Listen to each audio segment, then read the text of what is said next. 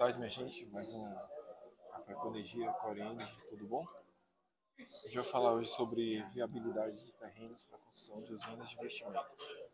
A gente tem sido procurado por muitos investidores que possuem os terrenos para a construção de usinas fotovoltaicas. E muitas vezes o terreno chega para a gente fazer análise com algumas características que não precisam, e assim, não são características essenciais para você construir uma usina. E muitas vezes sem também as que realmente são importantes. Então é muito comum a gente receber terrenos na zona rural. A zona rural ela é muito complicada, como também ela pode ser super simples, né? É fácil de a gente construir uma usina. O ponto determinante é a rede elétrica na proximidade dos terrenos. Alguns terrenos que não possuem rede elétrica pode ter uma obra de rede elétrica custando mais caro do que a própria usina, o que inviabiliza totalmente o projeto. Já vi aqui casos que uma usina tinha o valor de 2 milhões e meio e aí, o investidor precisaria gastar 15 milhões para fazer o ramal de ligação até a propriedade dele. Zonas rurais também tem uma particularidade, porque às vezes o terreno ele é muito grande e a eletricidade chega apenas ao casarão. E muitas vezes o casarão está posicionado à frente do terreno. E o investidor ele quer botar a usina na parte mais distante do casarão. Então, por ele estar tentando fazer essa construção dentro de uma propriedade privada, toda essa obra do ramal de ligação é responsabilidade dele. A regra é bem clara. Quando você fecha um polígono, e a gente considera esse polígono a área do terreno, você tem a escritura, obviamente, tudo que estiver fora do polígono é a área de distribuição pública da energia. E tudo que estiver dentro do polígono nós consideramos como área privada. Então, se você for colocar uma subestação, ou seja, um poste com transformador, se ele estiver fora do polígono, é um poste com transformador da CELP. Se ele estiver dentro do polígono, do poste com transformador, é uma subestação privada. E isso influencia também nas questões que envolvem manutenção, responsabilidades, taxas. Tudo o que acontece dentro do polígono é responsabilidade do cliente, tudo o que acontece fora do polígono é responsabilidade CELP. E fica mais fácil entender assim. O ponto de divisão entre a responsabilidade CELP e o cliente é o disjuntor geral da unidade consumidora que fica dentro da caixa de medição.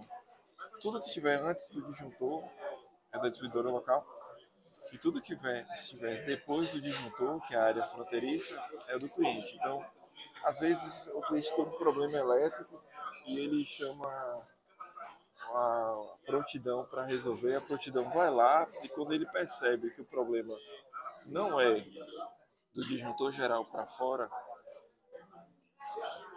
ele evita fazer, ou então ele indica a pessoa a procurar um eletricista, um profissional, né, para fazer essas adequações. Ainda sobre o terreno, a rede elétrica, muitas vezes, ela tem que estar compatível com o tamanho da usina.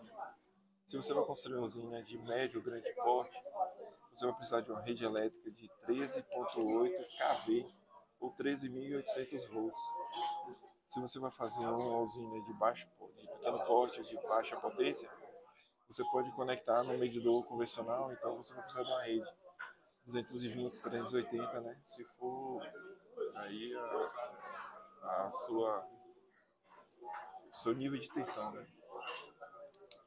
Muitas vezes também aparece aqui terrenos do tipo assim, a gente tem uma torre lá enorme, dá acesso, e às vezes a torre ela é grande, ela não tem aquela energia no nível de tensão adequado. Para você conseguir conectar uma usina no nível de tensão tão baixo, você tem que construir uma subestação de energia milionária também. Não faz sentido.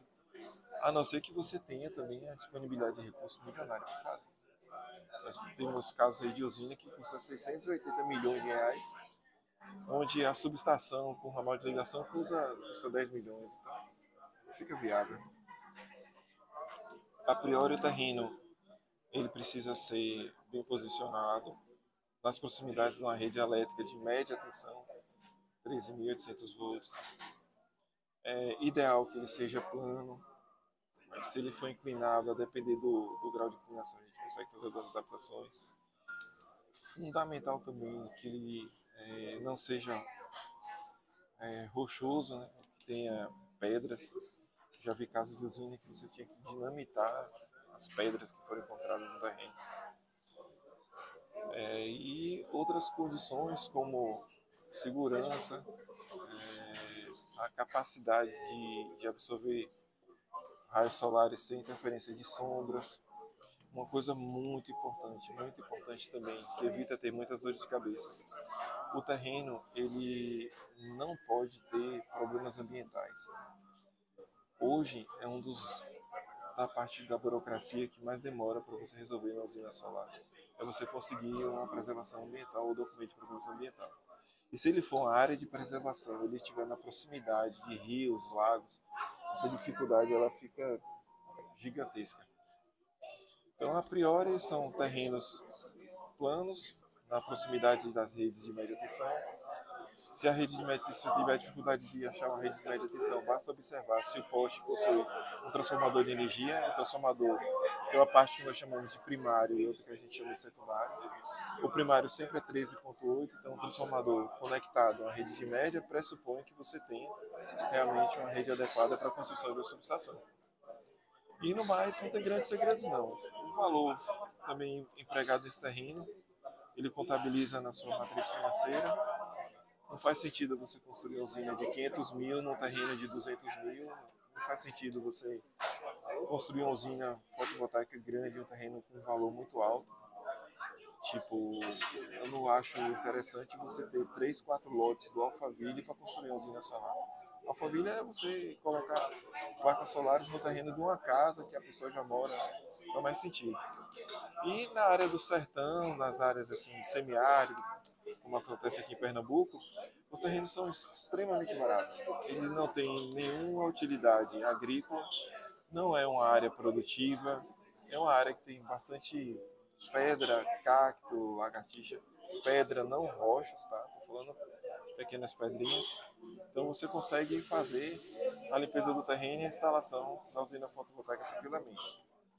Os nossos clientes, eles sempre mandam para a gente a localização, longitude e latitude. A gente faz as validações do próprio terreno, foto de satélite, e como também a gente faz a consulta da disponibilidade da serra, para a gente detectar se há alguma dificuldade de conexão dessa usina depois que ela está pronta, certo? Fica aí a nossa dica. Qualquer coisa que vocês precisarem para avaliar o terreno, é só entrar em contato com nossos canais de atendimento. E ficamos por aqui. Mais uma vez, meu muito obrigado. Curtam esse vídeo, sigam o nosso canal, isso ajuda muito a gente. Desde já agradeço. Até mais.